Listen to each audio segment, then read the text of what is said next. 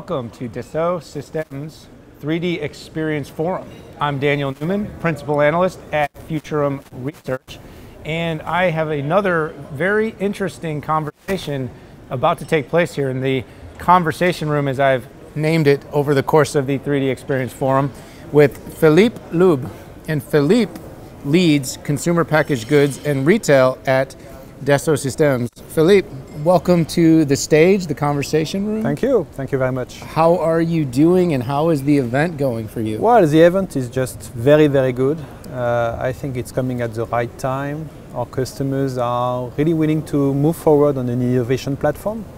So very interesting discussions, and I'm delighted to be with you today. Yeah, and I say it's not too bad, the view either, if you can get outside of the convention hall. Yeah, I don't have time for that, obviously, because I'm meeting with customers. No, that's the right thing. Right answer. I was a test. Okay. That was a test. So let's talk a little bit, because you handle kind of two sides with consumer packaged goods and retail. But yes. As an analyst, I'm always interested in the retail space and getting views from people on the inside like yourself. Yes. You have some views on how you see retail changing in the next handful, say 5 years. Yes. Talk a little bit about your views there. So, well, I think, as you said, you have an interest. It's because you are a shopper, and we are all shoppers, and we know that the world is changing.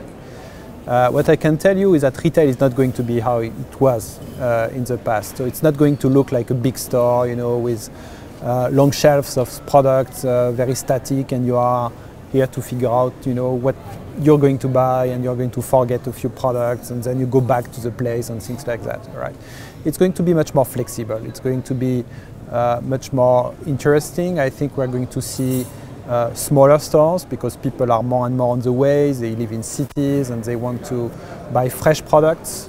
So we're going to see an experience-driven retail situation much more than procurement, I'd say.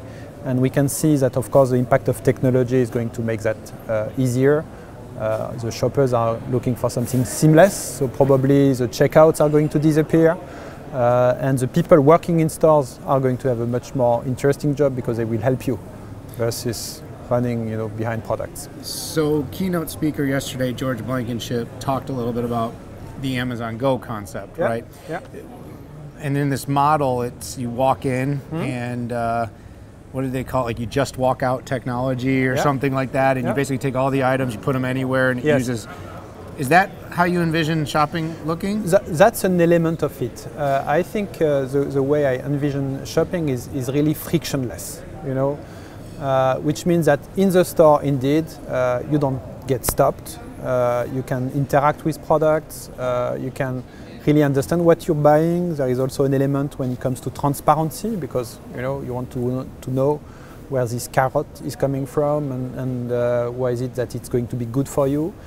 But also it's going to be a continuum, meaning that maybe you are going to start to buy before getting into the store, and maybe if you forget something, the store is going to deliver that to your place, you know, in a few minutes, because the people in store are going to be ready to do that, you know. So it's more like a market, you know, and a place where we're going to engage more.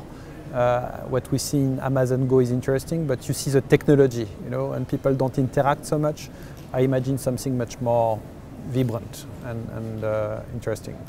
Yeah, I think, and I've said this too, I said I believe shopping will have retail will have a renaissance. Yes. I said because I still believe people like to shop. What they don't like is that shopping hasn't changed. Yes. It hasn't evolved in a way that's made their experience better.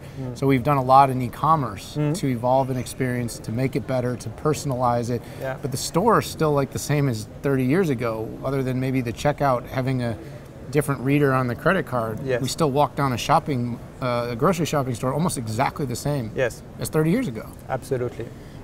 So let's shift a minute to consumer packaged goods, though. CPG innovation is being affected by market trends, and so I hear you have some views on how that's taking place. Talk to me a little bit about how you see consumer packaged goods shifting based upon some of these market trends, even some of these retail trends that you just mentioned. Well, it all comes down to the consumers, and consumers today are really looking for solutions, products which are going to be spot on in terms of who they are, what they want, what are their values as well. So it's not just the product by itself, it's also what is the company behind the product. They're looking for more information, and we see the emergence of what we call small brands, startups. And that's pretty new. In the past, if you had to buy a product, consumer packaged goods product, it was coming from Unilever, P&G, Nestle, L'Oreal, those big guys. And now we have startups, and those startups are leveraging new capabilities, are subcontracting manufacturing, they do digital marketing, digital distribution, and they are sometimes much better equipped than the big groups to understand who the consumer is, what they want. And because of that, we have new competitors, so that's quite interesting to see how those companies are going to shake the market a little bit. Yeah, I think it will be interesting, because you're right. I've seen some of these like infographics that show all of the kind of consumer packaged goods brands worldwide, and then it shows the companies that actually own them, and it's like 4 or 5 companies own Yes, that's not everything. True anymore. That is not true anymore. So you're saying that's changing? Absolutely, it is changing. If you go to countries like Korea, for example, you have many new companies that have been launched, and they really get a big part of the market. And the big companies are not so much of interest to the new generations, because what new generations really value today is local. You want your local beer. Beer is a good example of that.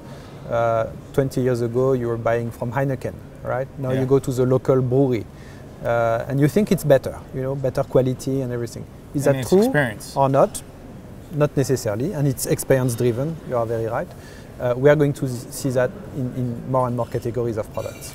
So answer this for me and for everyone out there that's kind of listening in on this.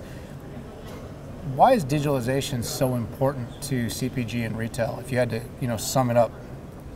I think it's so important because consumers are becoming digital. We use digital all day long. It's a way to access to information, to take decisions. The new generation joining those companies as well. So if you hire somebody from a business school or retail environment, that person is going to be digital. And that creates all kinds of new possibilities that neither consumer packaged goods companies nor retailer can afford not to consider. So digital is absolutely critical. Digital and physical. It's not going from physical to digital. It's how digital in a physical life is playing a role. And of course, we are here to support this because we are, a company where digital and virtual in particular is at the core of our DNA, and it's our mission to help consumer packaged goods company and retail companies to embrace this revolution.